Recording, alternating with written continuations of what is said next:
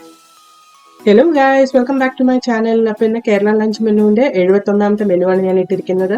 ഇന്നത്തെ മെനുവിൽ ഈ ചൂട് സീസണിൽ കഴിക്കാൻ പറ്റിയ 2 ലൈറ്റ് റെസിപ്പീസാണ് ഞാൻ ഇട്ടിരിക്കുന്നത്.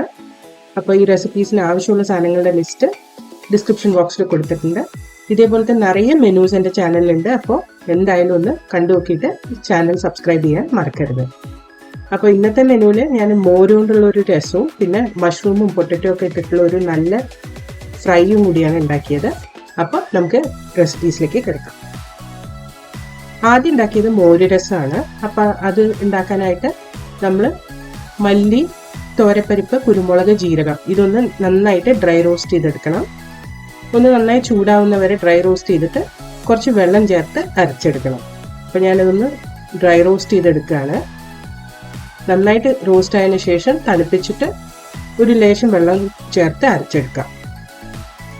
അപ്പോൾ ഇനി ഇതിലേക്ക് ഞാൻ തൈരും കുറച്ച് വെള്ളവും മഞ്ഞൾപ്പൊടിയും ഉപ്പും കൂടി ചേർത്ത് അടിച്ചെടുത്തതാണ്. അത് ഈ പാത്രത്തിലേക്ക് ഒഴിച്ചു കൊടുക്കുകയാണ്. 1 കപ്പ് തൈരിന് 1/2 കപ്പ് വെള്ളം ചേർത്തിട്ടാണ് ഞാൻ അടിച്ചിരിക്കുന്നത്. ഇനി നമ്മൾ ആ വറുത്ത് പേസ്റ്റാക്കി എടുത്ത മസാല ഉണ്ടല്ലോ, അത് ഇതിലേക്ക് ചേർത്ത് കൊടുക്കാം.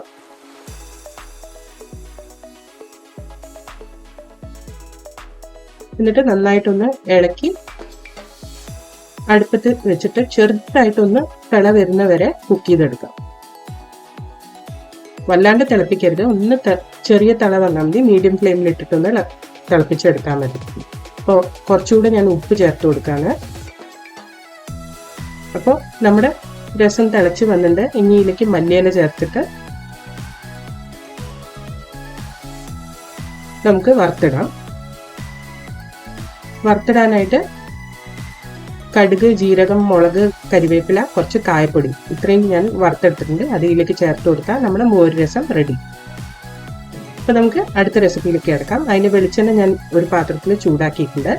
മഷ്റൂം മസാലയാണ് നമ്മൾ ഉണ്ടാക്കാൻ പോകുന്നത്. അതിലേക്ക് നമ്മൾ ഉള്ളി ചെറുതായിട്ട് അരിഞ്ഞത് ചേർത്ത് കൊടുക്കാം.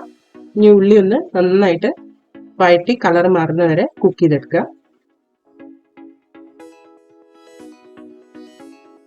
അതിനുശേഷം അതിലേക്ക് ചതച്ച ഇഞ്ചി, പച്ചമുളക്, വെളുത്തുള്ളിയും കൂടെ ചേർത്ത് കൊടുക്കുക.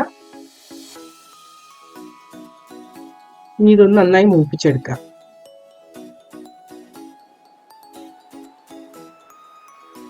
പിന്നെ നമ്മൾ ബട്ടൺ മഷ്റൂം നന്നായിട്ട് ചെറുതായിട്ട് കട്ട് ചെയ്ത് വെച്ചത് ചേർത്ത് കൊടുക്കുക. ഇതൊന്ന് നന്നായി മിക്സ് ചെയ്ത് മഷ്റൂം ഒന്ന് സ്ലൈറ്റ്ലി മൊരിഞ്ഞു വരുന്നവരെ നമുക്ക് കുക്ക് ചെയ്തെടുക്കാം.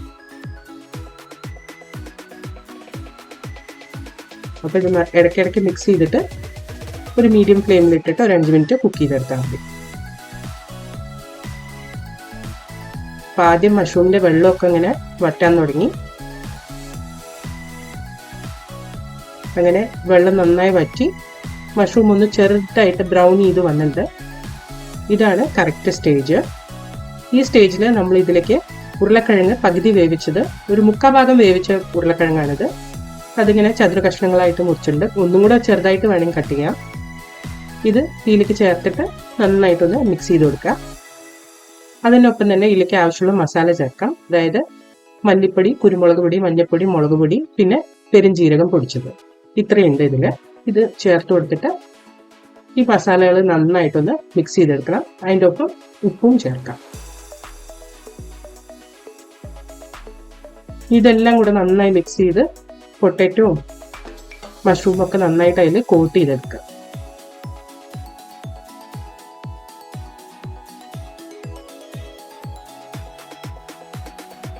ഞാനൊരു ലേശം വെള്ളം ചേർക്കാൻ പോവാണ്, മസാലകൾ കരിഞ്ഞു പോകാണ്ടിരിക്കാൻ വേണ്ടിയിട്ടാണ്.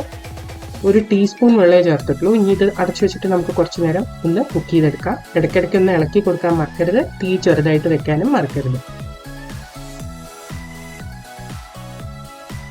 അപ്പോൾ ഇത് കുക്കായതിനു ശേഷം ഞാൻ അതിലേക്ക് കരിവേപ്പിലയും കുറച്ച് മല്ലിയിലയും കൂടെ ചേർത്ത് കൊടുക്കുകയാണ്. ഇതും ചേർത്തൊന്ന് ഇളക്കിയെടുത്താൽ നമ്മുടെ മഷ്റൂമും ഉരുളക്കിഴങ്ങും കൂടിയുള്ള തോരനും റെഡി ആയിട്ടുണ്ട്. അപ്പോൾ ഈ 2 ലൈറ്റ് റെസിപ്പീസ് നിങ്ങളും ഈ ചൂടുകാലത്ത് ട്രൈ ചെയ്ത് നോക്കിയിട്ട് കമൻറ്റ് സെക്ഷനിൽ അറിയിക്കുക. അടുത്ത പ്രാവശ്യം ഒരു പുതിയ റെസിപ്പിയുമായി വരുന്നവരെ ബൈ.